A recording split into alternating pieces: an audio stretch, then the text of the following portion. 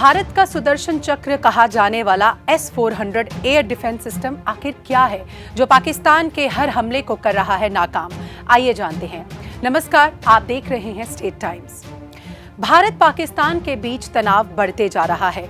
भारत के S-400 air defence system Pakistan से होने वाले वारों को नाकाम कर रहा है।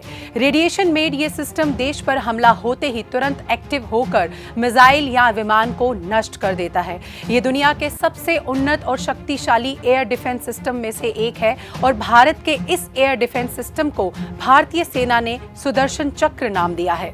भारत सहित कई देशों ने इसकी ताकत को अपनी रक्षा प्रणाली का हिस्सा बनाया है। भारत के सुदर्शन चक्र कहे जाने वाले S-400 एयर डिफेंस सिस्टम की सबसे बड़ी खासियत इसका मल्टी टारगेट एंगेजमेंट क्षमता है। ये एक साथ ये सिस्टम 36 टारगेट्स को निशाना बना सकता है, यानी कि एक बार में 36 मिसाइलों, ड्रोनों या विमानों को तबाह कर सकता है। इसकी एक और खासियत ये है कि ये सिस्टम एक बार में 80 लक्ष्यों को ट्रैक कर सकता है। ये किसी भी मौसम में प्रभावी ढंग से काम करता है।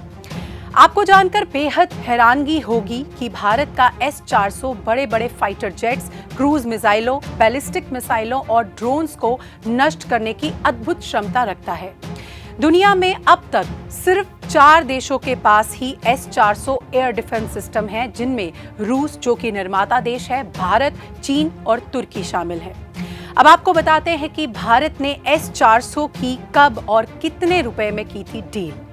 भारत ने साल 2018 में रूस के साथ $5.5 अरब यानी कि करीब 40,000 करोड़ रुपए की डील के तहत 5 S-400 सिस्टम खरीदने का समझौता किया था।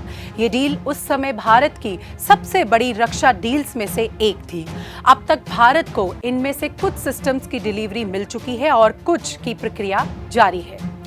भारतीय सेना ने इसे सुदर्शन चक्र का नाम दिया है। जुलाई 2024 में इसका पहला सैन्य अभ्यास किया गया था, जिसमें 80% स्टिमुलेटेड दुश्मन विमानों को नष्ट करने में सफलता मिली थी।